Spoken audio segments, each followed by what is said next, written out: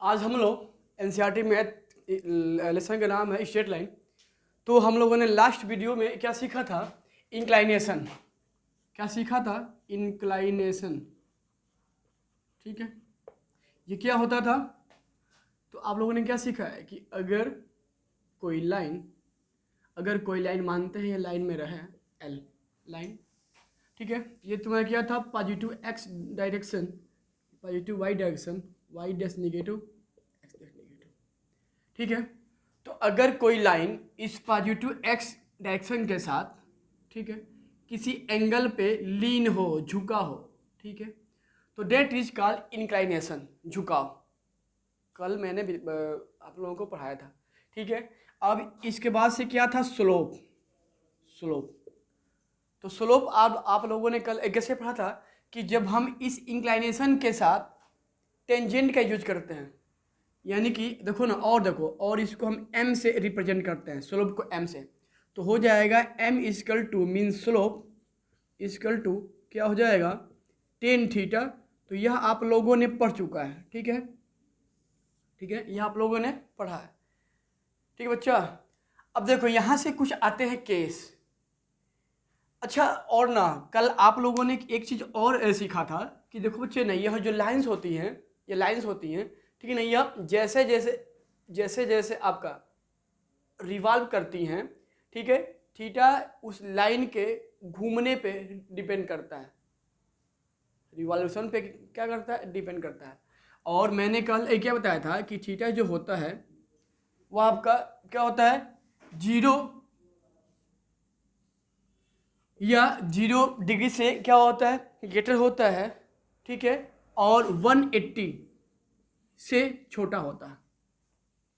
ठीक है, यानी कि जो यह थीटा इंक्लाइनेशन है ना, ये इसका जो नेचर होता है वो क्या होता है? Less than 180 degree and more than or equal to 0 degree. तो यह आप लोगों ने यहाँ तक सीखा था। ठीक है, अच्छा बच्चे, थोड़ा एक चीज़ देखते हैं, एक चीज़ इसमें हम देखते हैं इस लाइन के बारे में। केस फर्स्ट लाइन के बारे में। तो केस मेरा जो फर्स्ट है, देखो, हम अगर कहें कि थीटा मेरा क्या हो? 0 डिग्री। ठीक है, या अगर कहें यहाँ से हम इसको थोड़ा और अच्छे से लिख दें कि if slope is equal to 0 degree, तो इसका मतलब क्या हुआ? बताओ केस, अगर यहाँ बोले कि जो मेरा स्लोप हो वो क्या हो? 0 डिग्री, तो यहाँ से आप क्या समझ रहे हो? या क्या निकल के आता है? बताओ Mayank. Lines will be coincide to x axis first. Means देखो यहाँ से तुम्हारा भाई देखो क्या है? स्लोप है ना, तो क्या होता था? m बराबर क्या होता था? 0। m मीन्स क्या होता था? Tan theta. आपका क्या है? आपका जो कहना सही है, दैट विल बी 0। या देखो यहाँ से हम क्या पाएंगे? थीटा इक्वल टू कितना? 0 डिग्री। तो अगर मेरा स्लोप 0 डिग्री आता है, या स्लोप की वैल्यू क्या हो? 0 मेनली, तो जो थीटा होता है मीन्स क्या होता है? 0 डिग्री। और इसका मतलब क्या होता है कि अगर आपका एंगल जो है थीटा वो क्या हो? 0 डिग्री। डेट मीन्स यहाँ से लिख क्या लेंगे? लाइन्स या line is parallel to x axis.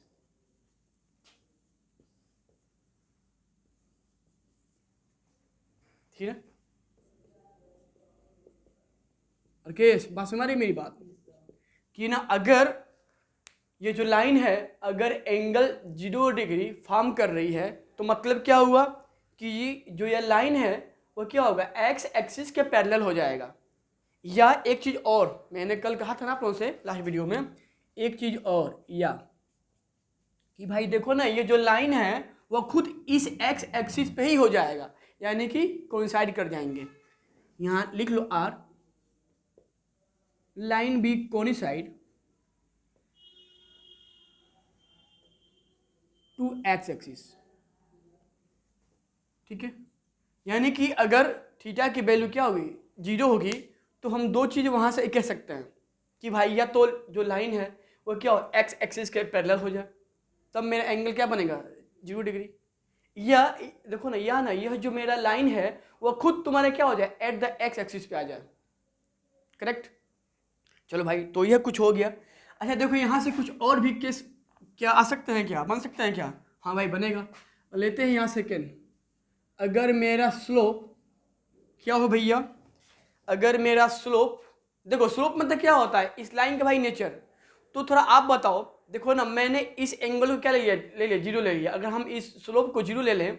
अच्छा अब देखो ना, हम कहें कि अगर स्लोप मेरा क्या हो, अगर मेरा स्लोप क्या हो परपेंडिकुलर, या इसको ले लो जीरो ले लो, इसको ले लो यहाँ से 90 degree.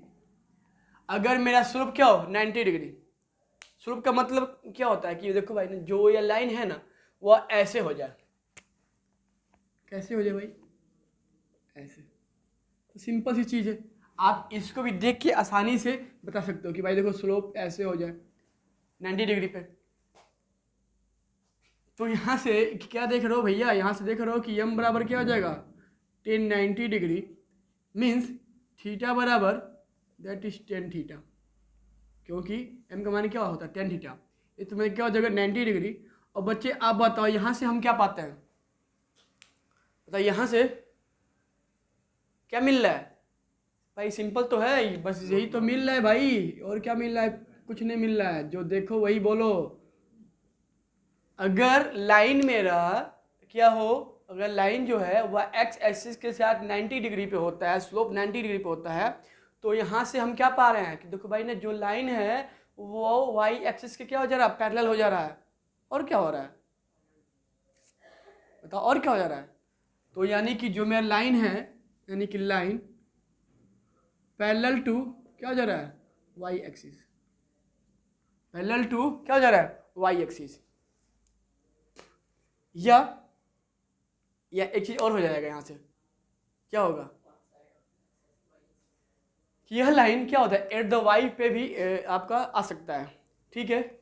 Second case if theta is equal to positive, अगर हम थीटा को क्या ले लें पॉजिटिव, तो पॉजिटिव का मतलब क्या होगा, अगर मेरा जो स्लोप, इसको ऐसे कर लो, थीटा ना लो, इसको ले लो स्लोप आपका क्या हो पॉजिटिव, यानी कि यहाँ से हम क्या पा जाएंगे, जो यम हो 10 थीटा मेरा क्या हो जाएगा पॉजिटिव। बच्चे आप बताओ अगर 10 थीटा की वैल्यू पॉजिटिव आती है तो उस स्लोप यानी थीटा का नेचर क्या हो सकता है। यहाँ देखो तो आप क्या पा रहे हो कि जो थीटा होता है वह 0 या 0 डिग्री से क्या होता है बड़ा होता है, और 180 से छोटा होता है। यानी कि अगर जो मेरा 10 थीटा क्या आ रहा है पॉजिटिव आ रहा है, स्लोप मेरा क्या हो रहा है पॉजिटिव आ रहा है, तो कहीं ना कहीं देखो, कहीं ना कहीं जो लाइंस आपका होगा वह क्या होगा एक्यूट होगा। लाइन तुम्हारा क्या होगा एक्यूट, यानी है ना ये तुम्हारा क्या हो जाएगा एक्यूट, क्योंकि आपको क्या पता है कि जो एंगल है वह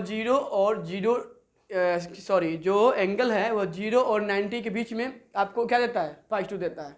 90 से जहाँ जाएंगे बाहर 90 प्लस आ जाएगा, और वहाँ क्या होता है 10 की वैल्यू माइनस होता है। ठीक है ना भाई, 90 प्लस में जैसे 10 90 प्लस थीटा करेंगे, मतलब कि एंगल को 90 से मोड़ लेंगे, तो जो मेरा स्लोप है वह मेरा क्या आ जाएगा निगेटिव आता है। पढ़े हो ना क्लास 10th में। तो देखो ना, अगर हम कहें कि मेरा स्लोप क्या पॉजिटिव होता है, तो इस केस का मतलब क्या होता है कि जो एंगल आ रहा है या एंगल जो होंगे, जो इंक्लाइनेशन होगा वो हमेशा एक्यूट एंगल पे होगा। कोई दिक्कत? अच्छा इसमें थर्ड भी भैया आ जाएगा, क्योंकि जगह नहीं है तो थोड़ा दिक्कत हो रही है, देखिएगा एक बार। देखो थर्ड, तो यहाँ पे लिख लेंगे that is theta is be acute.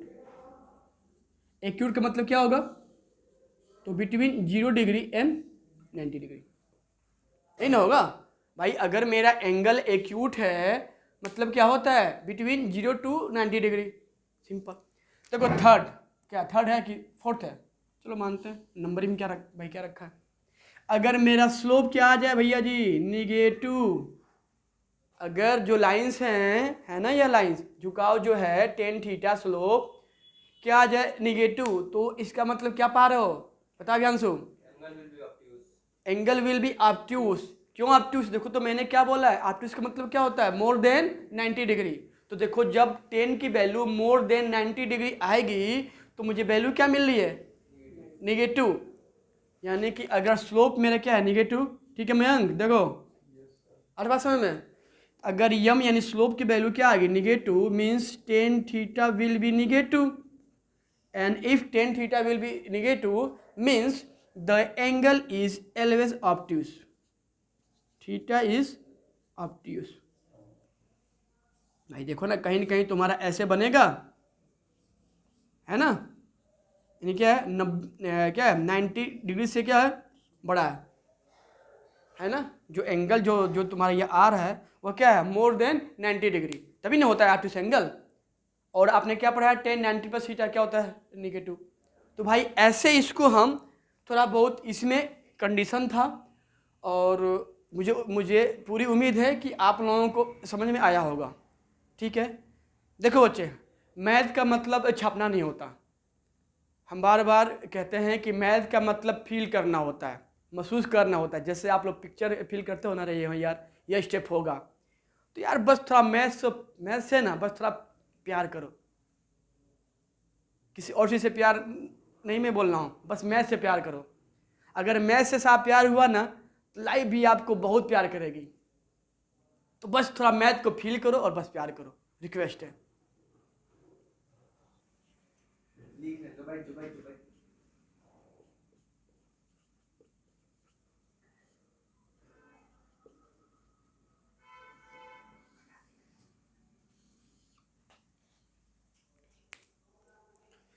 एक प्रूफ है, कह रहा है कि मुझे किसी दो पॉइंट के बीच का स्लोप फाइंड करना है।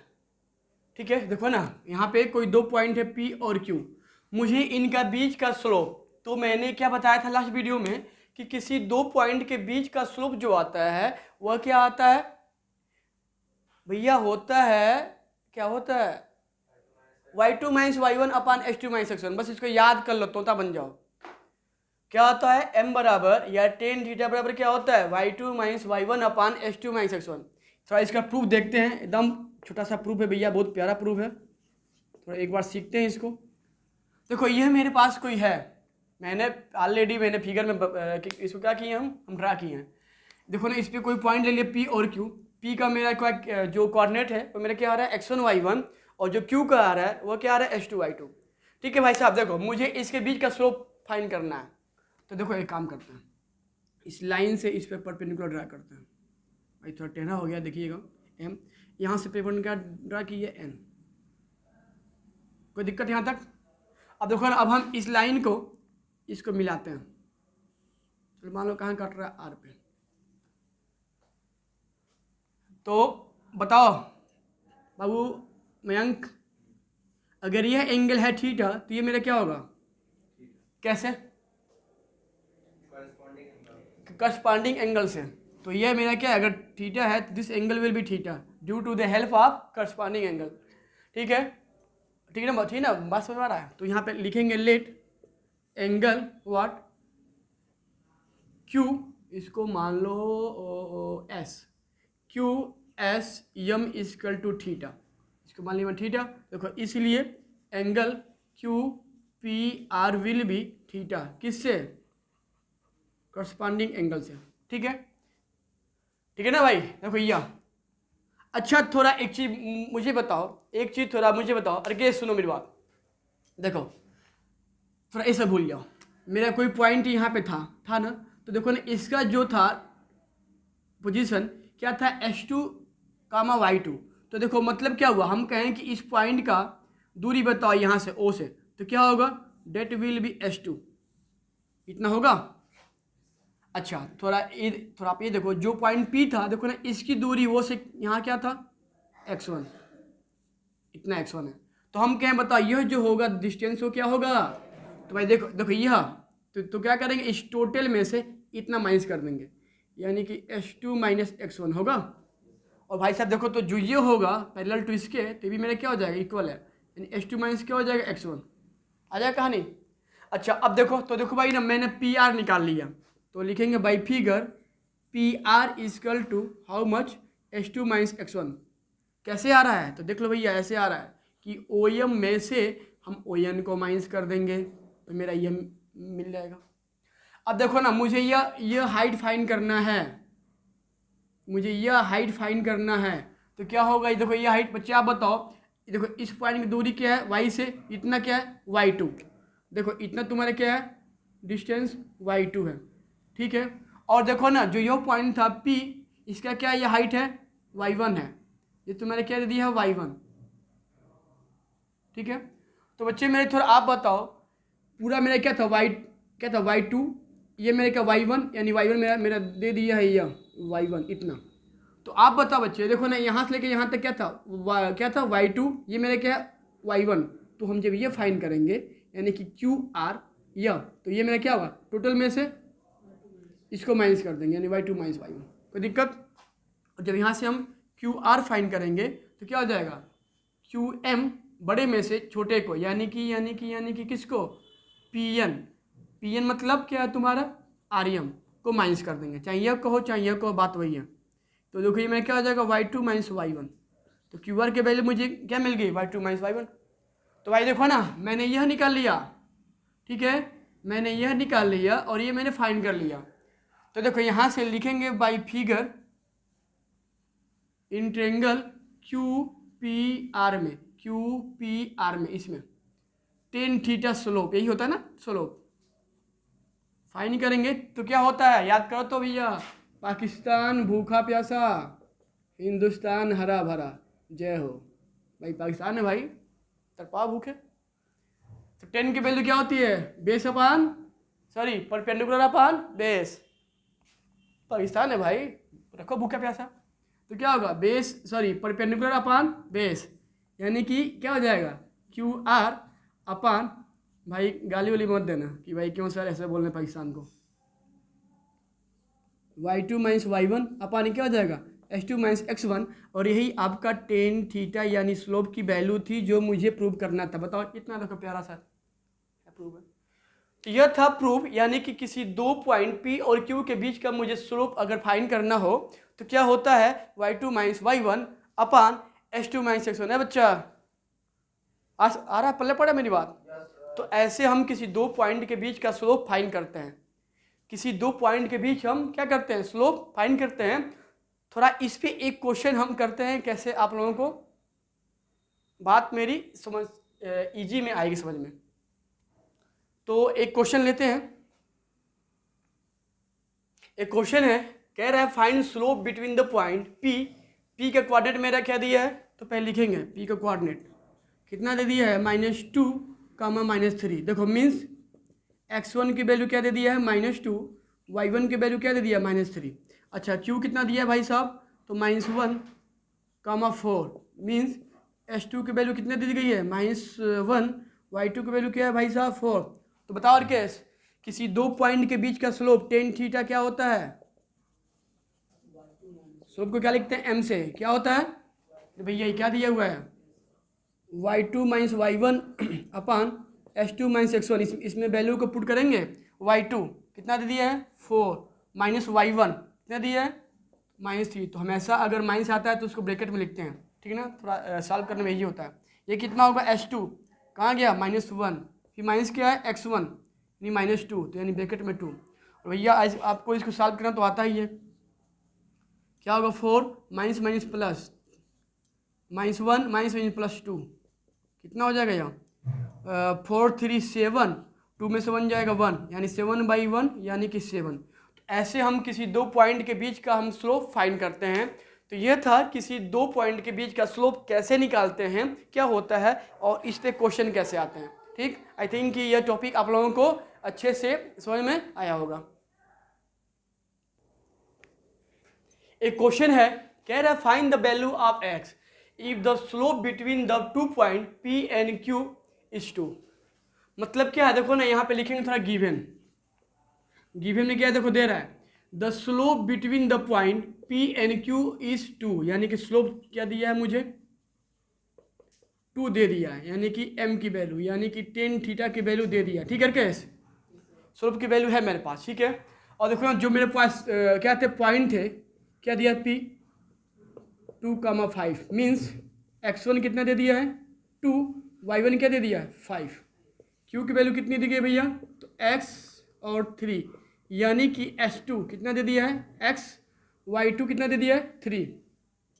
तो बताओ मयंक स्लोप की वैल्यू क्या आती थी,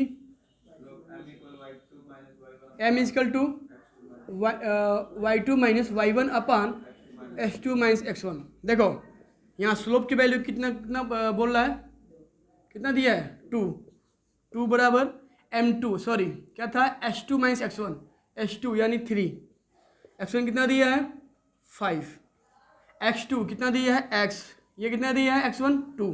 बस थोड़ा इसको सिंप्लीफाई करना है, 2 में से 3 माइनस करो, सॉरी 3 में से 5 माइनस करो, क्या होगा -2, यह क्या आ जाएगा x माइनस 2, यानी कि मुझे हम जब इसका क्रॉस मल्टीप्लाई करेंगे तो 2x माइनस 2 इजकल टू -2, ये कितना होगा 2x माइनस 4 इजकल टू -2।